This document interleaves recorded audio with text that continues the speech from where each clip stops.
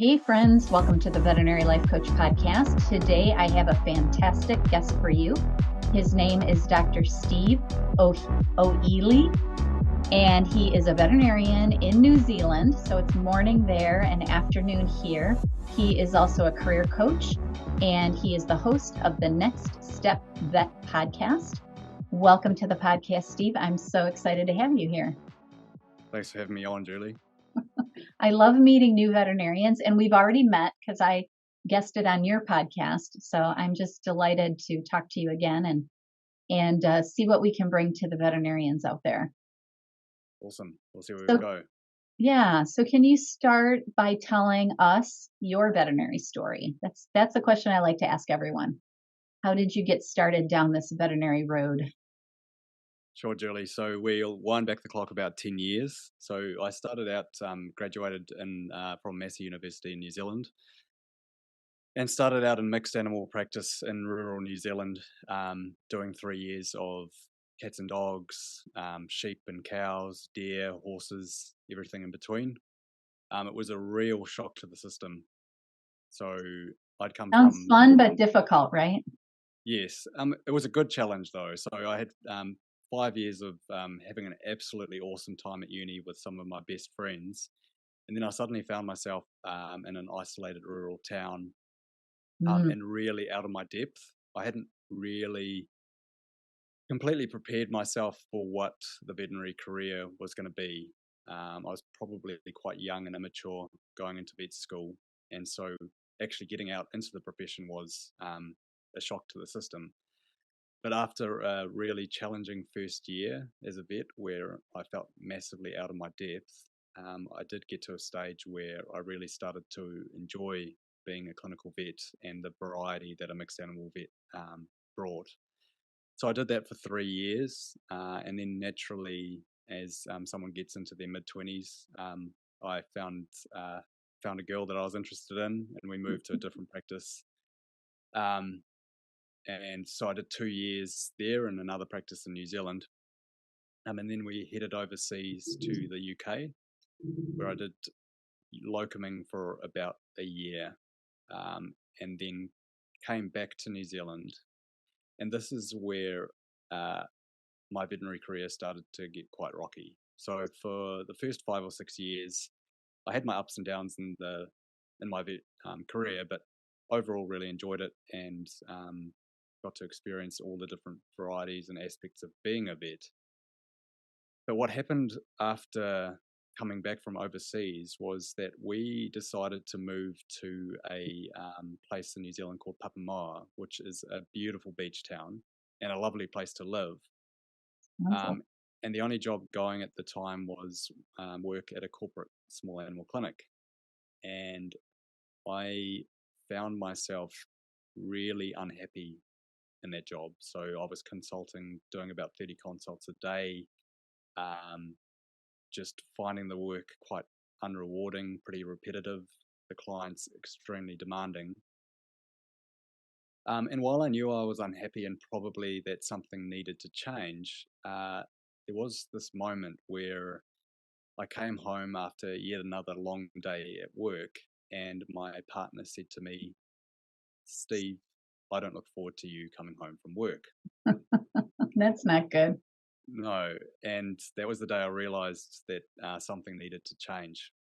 And so I will talk more about my veterinary career going forward, but I do think it's important to tell you what happened at this stage, which was that I got life coaching from a guy named Chris Turner.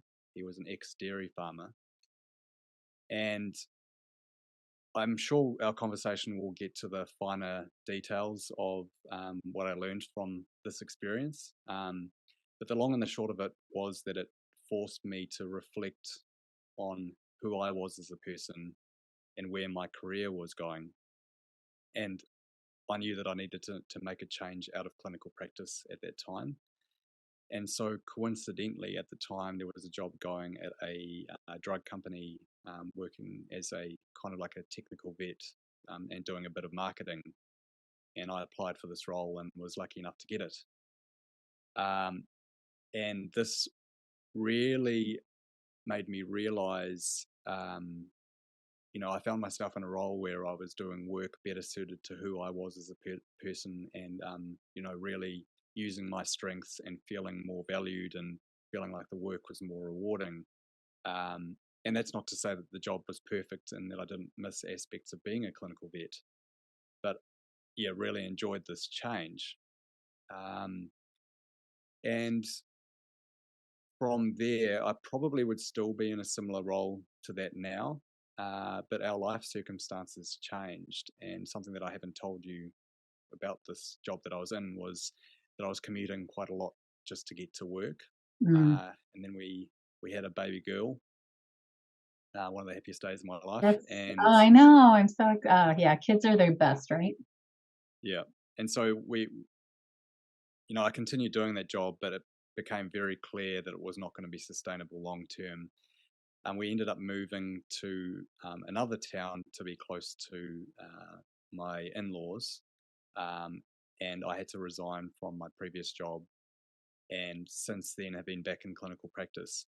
But what has also been going on behind the scenes that I haven't yet told you about is that I've been getting into the career coaching space.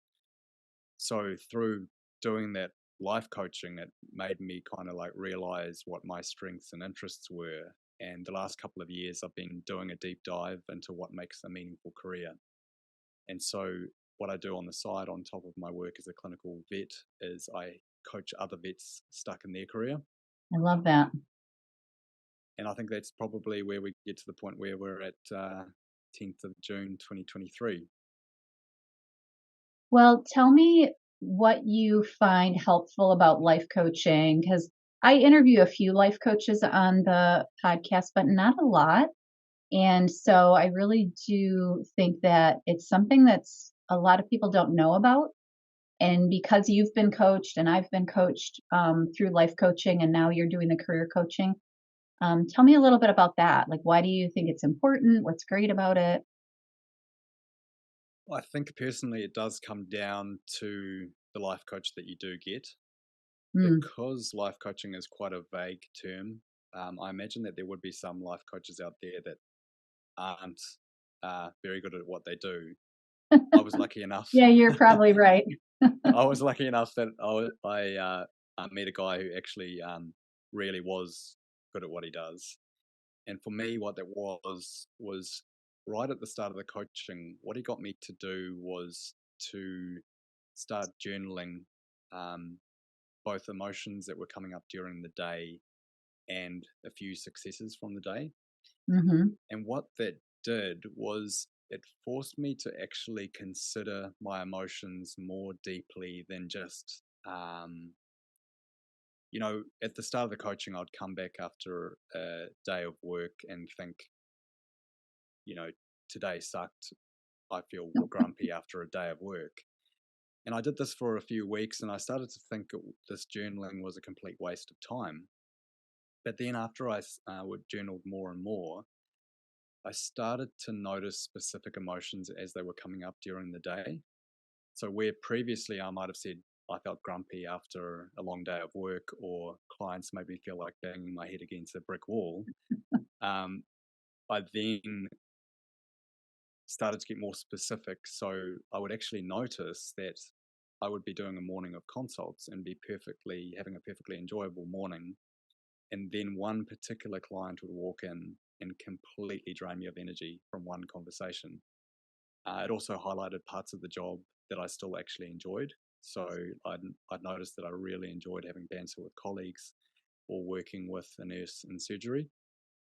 And so through journaling, that was sort of a starting point of realizing what energized me and what drained me of energy at work, which then was, I guess, a catalyst for me then pointing my career in a different direction, because I would come home and realize, hey, this particular area is something that's really energizing me.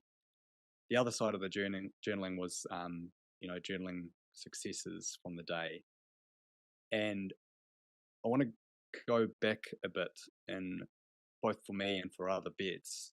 I think that a lot of us grow up in environments where we're only praised for the big achievements.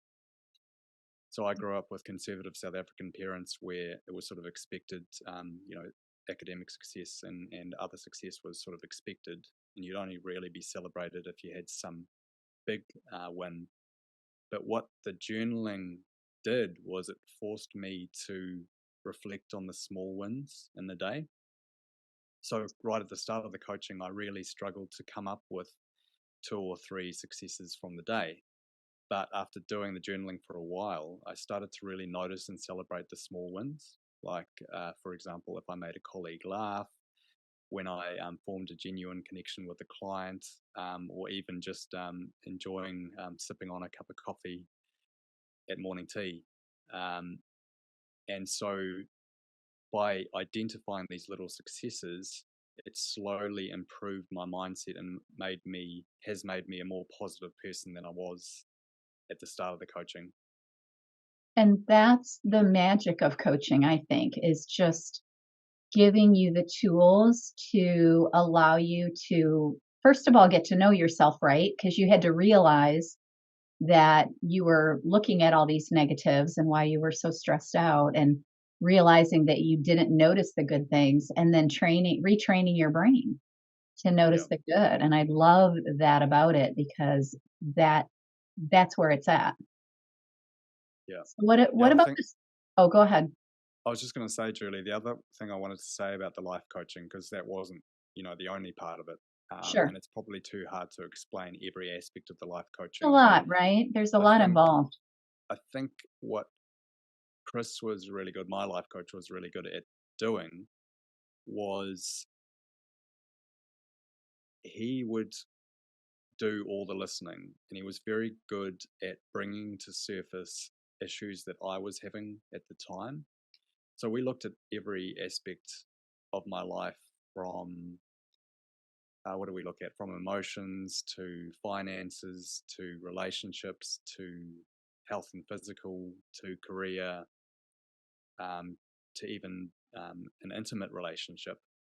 We looked at all these areas of my life, but he never at any point sort of told me this is what we need to focus on. We would just have a conversation. He would listen, and he was very good at bringing to surface probably stuff that was deeper in my subconscious. Hmm. And through it, because he was very good at what he did, he was good at bringing to surface different issues, which then would force me to challenge these ideas that were coming up. And so I know a lot of vets do potentially struggle with mindset, and potentially, there's a lot of mental health issues within the vet profession.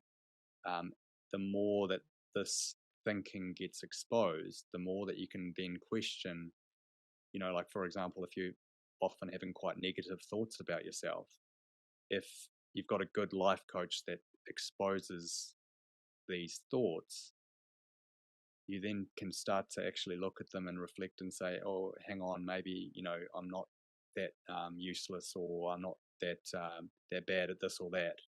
And it forces you to rethink yourself and shift your mindset. Yeah, and I think it helps you notice them, because we have all these thoughts sometimes and we don't even realize it. We think it's because of the clients, and it's not. It's because of something else we're thinking. So I think just helping us notice what's going on in our brain is kind of the beauty of it, and then also the learning about what you're going to do about it. What kind of things do you want to think differently? That kind of thing. Yeah.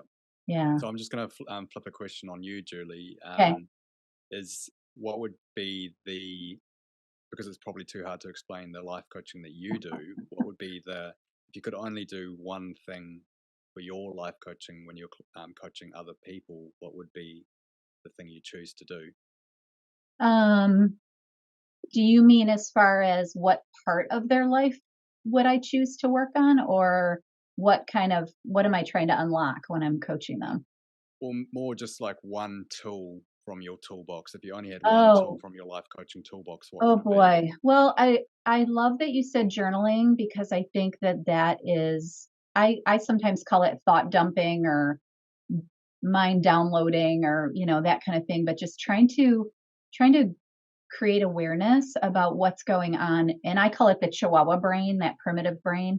What's going on in there that we're not aware of. And so I think the journaling and the other tool that I really love that I've had used on me when I've been coached, and I use it on a lot of my clients, is the writing a list of things that are great about you. So it's like 25 reasons I'm a rock star, or 25 reasons I'm a great veterinarian, or whatever we're struggling with, whether it's self-worth or imposter syndrome or something like that, trying to write a list of things that show our brain that we're really not a bad person. Basically what you said is Yeah. those thoughts that come up that tell you you're not worthy are the thoughts that we're trying to work on and get rid of, or at least be aware of. So when they come up, we can ignore them and be like, no, I'm not thinking that anymore. Yeah. So I think the journaling and the thought downloading, and then the kind of writing a list and reminding yourself what's good, which is basically what you did with your journaling. Yeah. And I think journaling on its own is great.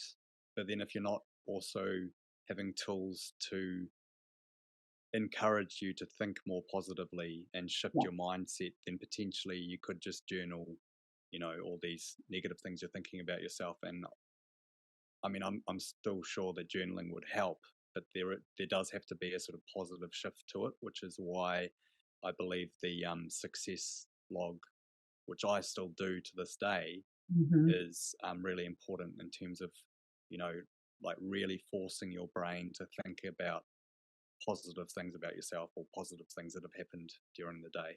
Right. Yeah, because you're basically reframing. I've had clients come to me and say, "Oh, it was a terrible day.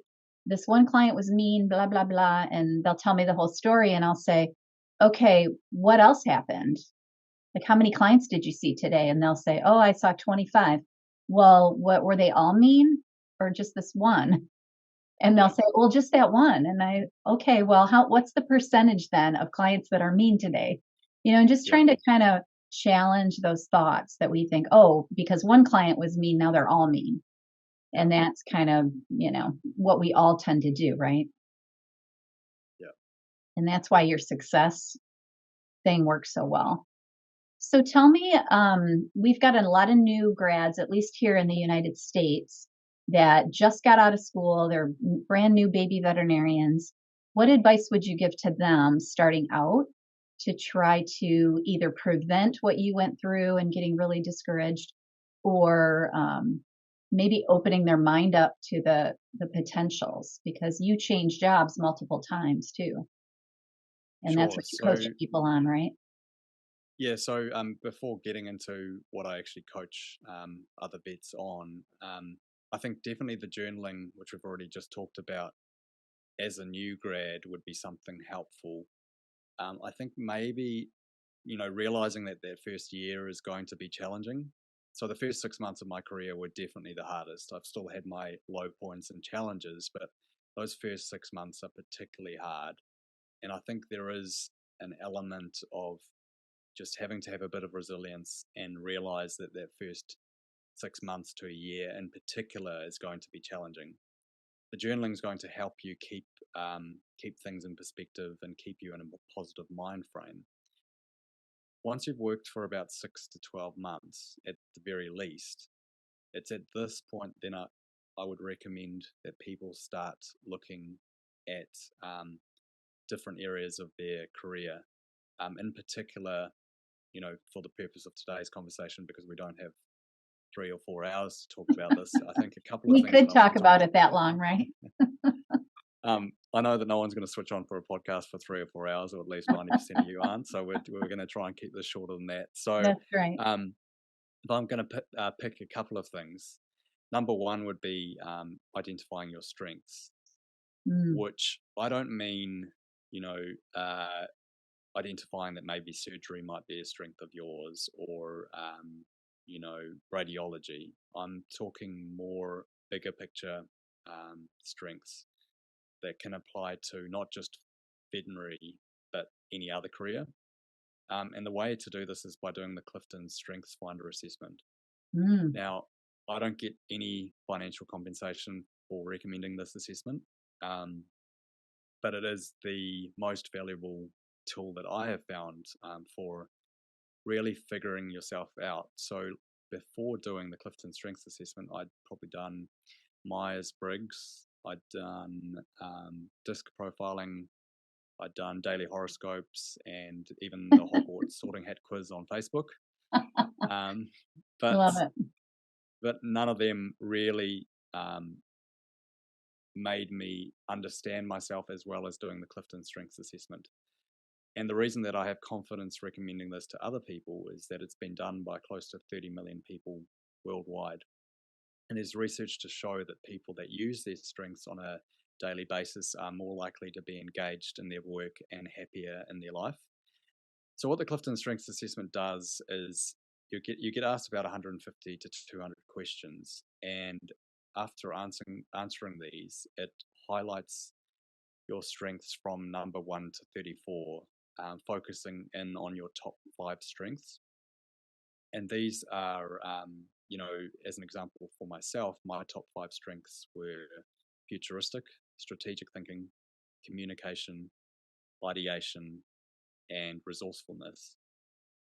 So I looked at these strengths and I thought, this was the first time in my life that I realized I always sort of knew that I was a big picture thinker and I knew that I was good with communication, but I never realized how strong strategic thinking and influencing traits were within me. And it made me realize that for me personally, I'm not speaking for any other vet, but for me personally, day-to-day clinical vet work was not going to be the best long-term option for me. And so I needed to start exploring careers and ideas around things where I could be doing strategic thinking. I could be thinking about the future. I could be communicating with other people, coming up with ideas, and displaying resourcefulness. Now, if you look at a career coach needs to be able to communicate with people. Sure. They need to be able to have strategic thinking. They need to have an ability to see the future and see potential in others. They need to have the ability to come up with ideas. And then having a level of resourcefulness is also handy as a career coach. And so almost by accident, well, not completely by accident, but the Clifton Strengths Assessment helped me to realize areas of strengths, and then through a process of trying things and being curious and showing an interest in all these different areas, I kind of fell into career coaching by accident. It actually started when I looked at my strengths, I thought, you know what I'm going to do? I'm going to start a podcast, and I'm going to do a podcast on the future of work and helping people to design a career that works for them. And so it started out as podcasting, and over time has molded to, I still podcast now, but I also use the podcasting as a resource for my coaching. Right. And I don't think we have the time to go into the full details of my transformation, but essentially the Clifton Strengths Assessment was the catalyst for helping me identify my strengths and then seeing where I could use them in the world of work. Yeah. Well, and that's a really important thing to do, right? Is to try to figure out where your strengths are. I often talk about working on your strengths is so much more important than working on your weaknesses, because that's what can really propel you forward. And when you're in a career with so many options like vet med, you can really focus in on different aspects of the career to make it fit your personality better. So I've not taken this assessment, but I will now, because I think it sounds, I love all the profilings. I've taken a lot of them, but I think this one sounds really, really interesting and useful. And it's got research behind it too. We're speaking to vets, and I'm sure that, that's kind of why I joke about the daily horoscopes and the Hogwarts sorting hat quiz is, right. It's all well and good finding out that I'm Slytherin, but what use is that going to have when there's no research behind it? I haven't done that. My son did that with his girlfriend. They did it one time and I watched it, but I didn't do it. That's funny. The other thing, Julie, I wanted to say is, so we talk about strengths, but the other one that I thought was really important to talk about today is values. Yes. And how people can figure out their values is there is no, well, as far as I'm aware, there's no easy assessment to do online to figure out your values. But there are resources out there to help you figure out your values. Narrow in. One is a career coach such as myself. And if anyone needs help and needs a career coach, I'd love you to talk to me. But if Sure. you're not interested in working with a career coach and you just want to figure out your values for yourself, where I discovered values was through a book called Squiggly Careers, or Squiggly Careers, and they have quite a good exercise for helping you narrow down your values.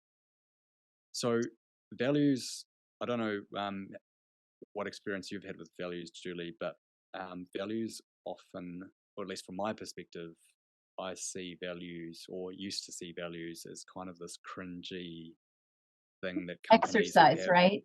That they put you in a room with a group and they tell you to figure out your hospital values and your mission statement. It was kind of one of those things.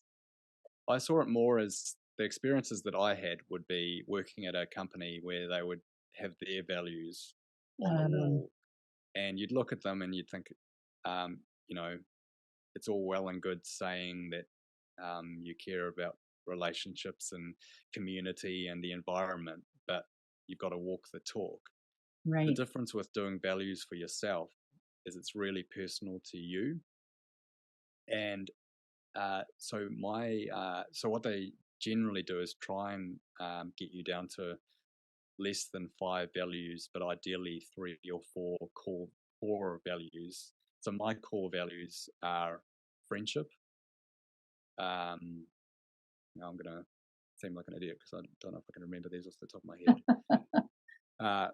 Friendship, vision, like big picture ideas, but I call it vision.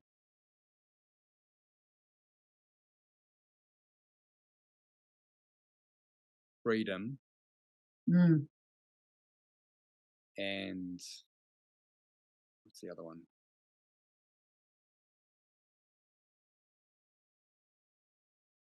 I don't remember what the other one was. There's You'll 4. think of it.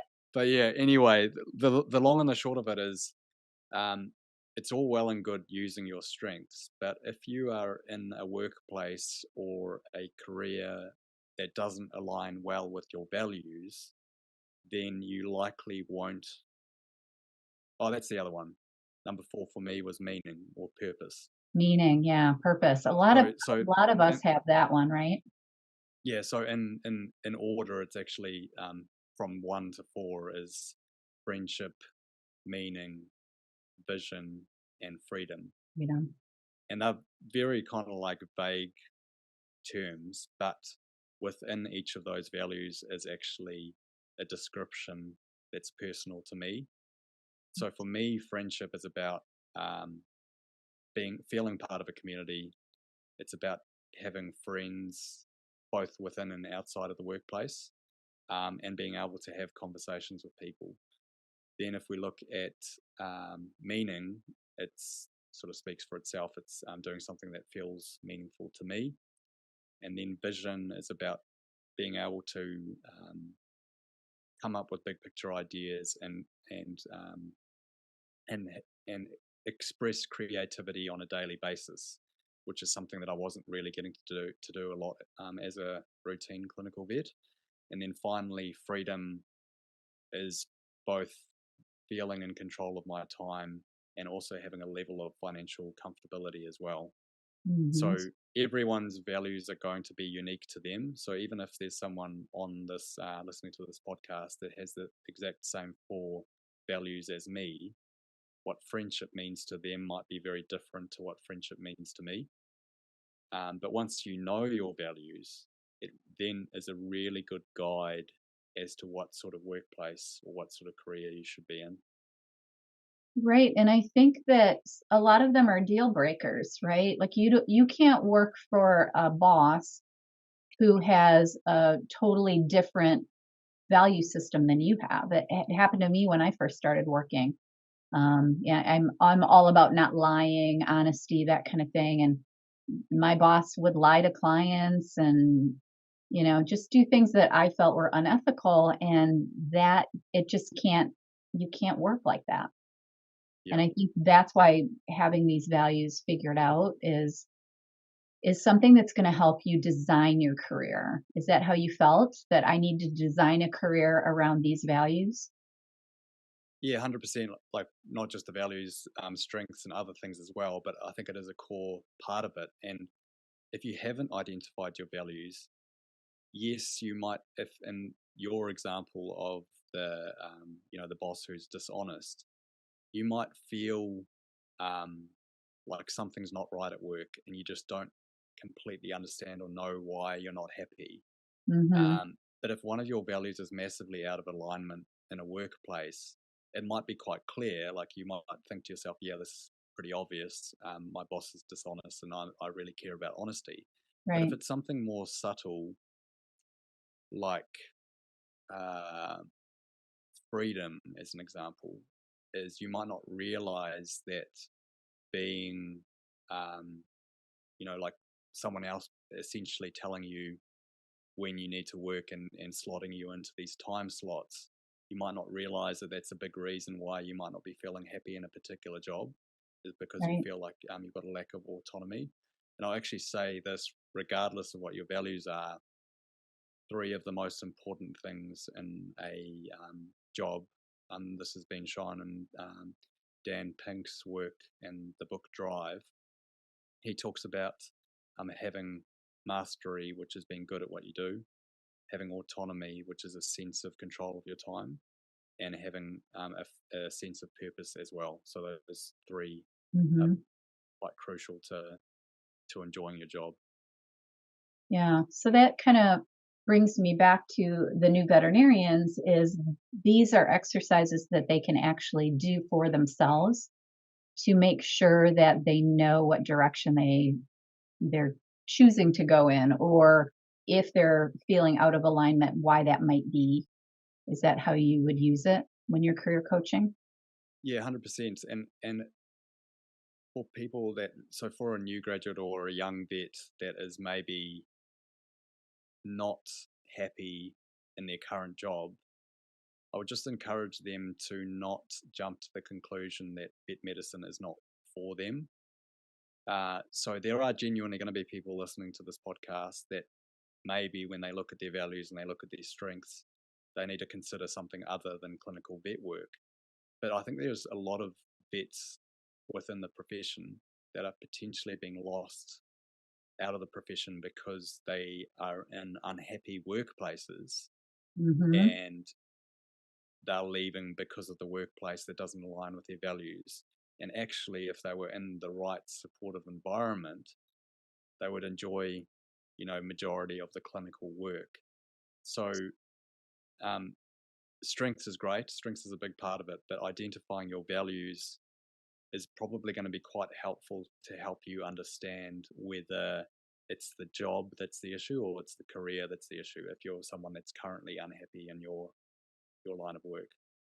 Yeah, and you're really speaking my language when you say that, because it disturbs me greatly that people blame the profession for what's not going right, instead of trying to find the place in the position in the profession that works for them. Yeah, And I like that you are coaching people to figure that out. It's like, what yeah, part of vet med, even if it's corporate or if it's, drug companies, like you worked in a drug company. I hate to see us lose these people that went to vet school because it was their dream. And then something goes wrong, or the first, like you said, first 6 months are really difficult, and they think it's not for them. yeah. I So yeah, do. On that note, I do have some concerns about the direction of the profession at the moment in yeah. the Tell me future. about that. I was gonna ask that. I think that was one of my questions on my list. Yeah, so I think in the most summarizable way is the corporatization of vet clinics.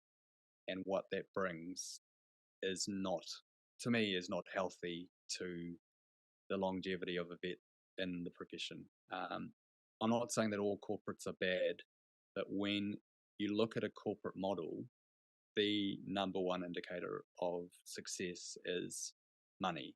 And that's not to say that a family business doesn't care about money. They still need to make ends meet. But I think the more the family-owned vet, the locally owned vet clinic, they're more likely to care about the other stuff and maybe take a hit financially to ensure that there's, balance in the workplace and their staff are happy.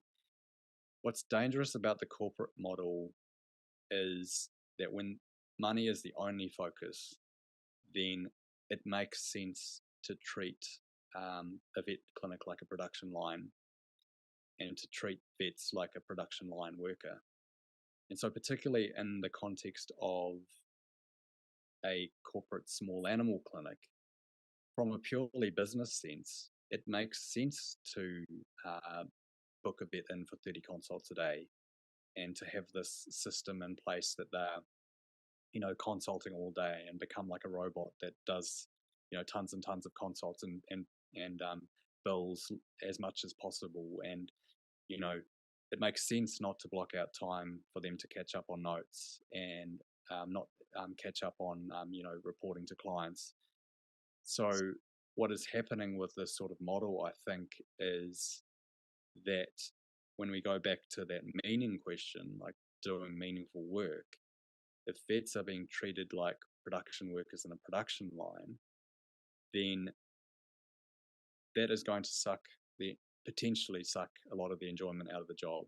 So instead of having some variety and breaking up your day a bit and having a bit of surgery here and making sure that they're not doing too many consults in a day, that they've got time to catch up on notes and actually time to have a break and go for lunch and take a bit of a breather. What I am seeing is happening is more and more vets getting burnt out because they're just doing too many consults in a day. And yeah, I could talk about this for a lot longer, but it's a big problem right now, isn't it? Yeah, and I can't talk as much to, even though I've worked in both large animal practice and I have had a little bit to do with equine, I can't talk as much to those businesses, but definitely within small animal practice, I think corporatization of vet clinics is unhealthy for veterinarians. Do you think that we have any power to change that? Like, is there a way for veterinarians to fight back for something like that? Or do we cave to the money? I mean, we definitely have power to change. It's not an easy If the question. corporations are too big? I just It's not feel so much, like if people keep quitting vet med or keep leaving to go work in other ways, whether it be house call practices or small businesses, that at some point the corporations are going to have to change in order to be able to even have veterinarians on staff. yeah, it's going to be interesting to see what happens in the next few years. I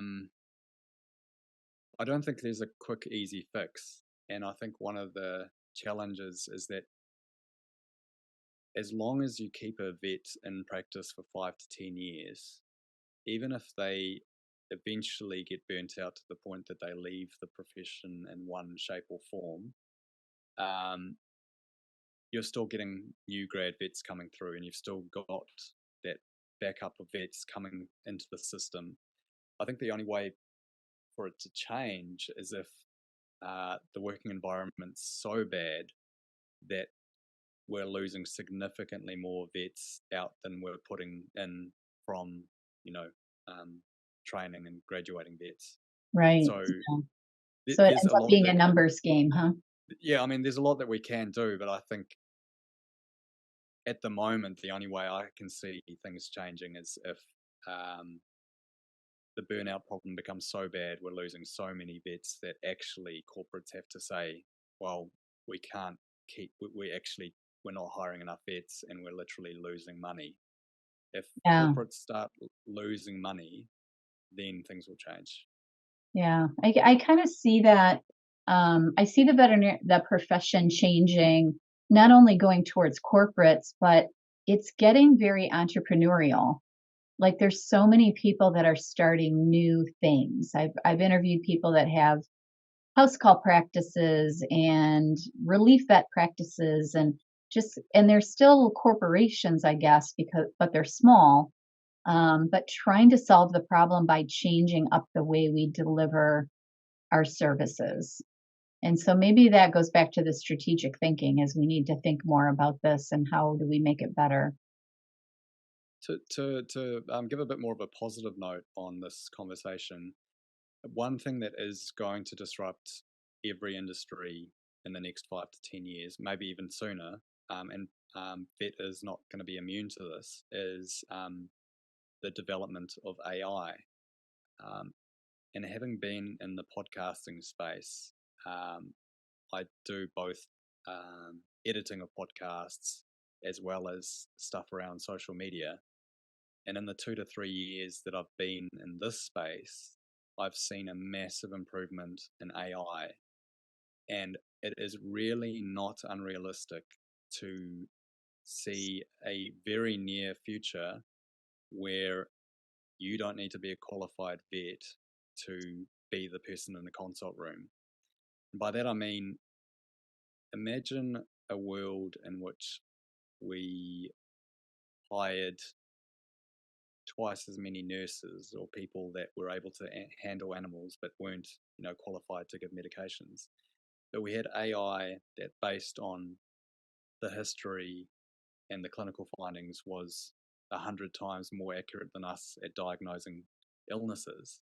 That might sound like science fiction and something that's still, 10 or 20 Coming years though, away. right? It's coming sooner than we may Fast. realize. Mm-hmm. And I know that anyone that's in fields such as pathology and radiology, those jobs, very realistically, in the next, well, I don't know if it's even 5 years away, it may even be sooner. Very realistically, those jobs might be gone to AI. And vets might be sitting there thinking, well, we do surgery, we're not going to lose our jobs. Yes, vets do surgery, and it's still probably quite a while away before robots are going to be doing surgery. But, if you think of what we do in a consult room, how much of that can be replaced by, a AI looking at diagnostics and figuring that stuff out. So is this something you think we should be happy about? Yeah. So to put a positive spin on it, while Yeah, it I'm might like, sound like you're sounding kind of scary right now. Let's make so it happy. it might sound negative, but my personal opinion is that, especially in the small animal space, probably the most challenging part of the job is consulting, particularly around client interactions and the demands of clients. Yes. And if there's a way that we can take some of that load off vets, if you think of telehealth, I don't think it's unrealistic in the next 5 to 10 years that a person can contact an AI and say, my dog's been vomiting for 3 days and losing weight, or it's itchy and, has been itchy over summer, but it hasn't been itchy over winter. And the AI will be able to a certain degree, medicate over the phone and, just reduce the load off vets. Absolutely. I think there's still going to be a space for clinical vets for many years to come. And I think because we have the practical aspect to the job, particularly surgery, I don't see it in the near future that AI takes our jobs. But I do think that AI has got the potential. I'm not saying it will be the case, but it's got the potential to massively take off the workload of Yeah. vets. If they could just write up my records, then I'd be all I'd be all over it. If I could have the AI do all of that part of Well, it. I think that's on the records front. I think that is easily one of the areas where it's not unrealistic in the next year or two. You might do a voice memo and say, I just saw a dog, 11-year-old dog that's otherwise fine, but it's got bad teeth and a bit of arthritis, and the AI generates your like comprehensive notes I in two love that. seconds. I You would maybe be need to all look at into that.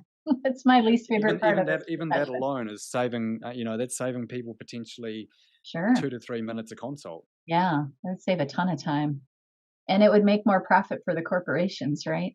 If we could be faster.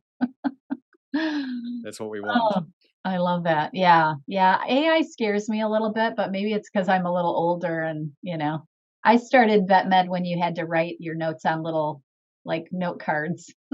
Yeah, I mean, I think we should Been save a the while. AI for another. I think we should save the AI for another conversation. I think it's Yeah, if you want to do that, Yes. if you want to have another conversation about that, I'd love to hear about it because that's an I mean, interesting it's both topic. exciting. It's both exing and absolutely terrifying at the same time. It really is, isn't it? And there's definitely some positives in the short term, but I don't believe I'm enough of an expert in this field to make any I know comments I'm other not, than to say for that sure. I think it will, in the short term, I think it will help vet med. In the longer term, I don't know about. Yeah, We it's might just all be on the beach. We won't have to work anymore, maybe. I don't know. maybe. I don't know how that's going to go. Okay, so what did we not say that we should say before we wrap it up? Did we not say something that you think is important that we need to talk about? We can always do this again. I assume what we're just talking about now is going to get edited out. No, I think we need to talk about it. You want me to edit it? Oh no, I just mean this like current. Yeah, I'm just thinking. How about self-care? Like, do you talk about that at all on your podcast or for veterinarians? That's something that it's kind of like a buzzword in a way, but do you have any theory about that? I mean, I don't talk about self-care. Well, I do talk About about yourself. self-care, but What about you? Is it more about learning about yourself and getting coached and, no, I'm not saying that I don't talk about values? self-care. I guess I just don't use that exact word. But Yeah, I think that's a big part of designing a career that works for you, which is what I do with people. Is right. yes, I'm a career coach, but a lot of the work that I do is a combination of career coaching and bringing in some of the best lessons that I learned from life coaching. Mm-hmm. And so when we talk about if in the context of self-care, I think the most relevant thing that I can bring to the table is really looking at what work-life balance looks like to you. And when I coach other vets or vets stuck in their careers, we look at all the important areas of their life. And from a self-care perspective, the big one would be health and physical. So we look at are you getting enough sleep? Are you exercising regularly? Are you allowing time to meditate, which research has shown will improve your happiness by about 10%? Like literally just 10 minutes a day of meditation will improve your happiness by 10%. It And absolutely does. I did it this morning. I was feeling really anxious and I'm like, I should probably go meditate. And when I was done, I was like, oh, I feel so much better now. well, in the context of self-care, I actually got up at 3 a.m. this morning to Oh no. watch the tennis. And I Oh, was you're a feeling a tennis little bit fan. jaded and rubbish, and I meditated for about 15 minutes, and it's literally just helped Makes a bring me difference, right? feel a bit better. But Yeah. yeah, so from the work-life balance perspective, we're looking at are you allowing time for exercise? Are you eating well? Are you sleeping well? Are you doing stuff like meditating, or at least doing activities that give your mind a break? But then also looking at what your hours are and whether that's a contributing factor to your happiness at work. Mhm. So to go back to that corporate small animal job I wasn't enjoying, one of the things I noticed was when COVID hit, our hours got reduced from, it was a minimal change. I think it was 36 hours a week to about 30 or 32 hours. But even just that small amount of extra time in the morning and the small amount of extra time in the afternoon, I noticed a significant improvement in my happiness at work. Mm-hmm. I will also say that with COVID, we also didn't have clients in the clinic, so that definitely helped us That a was lot. a big improvement, wasn't it? But yeah, I love people, but hey, I was like, keep them in the parking lot.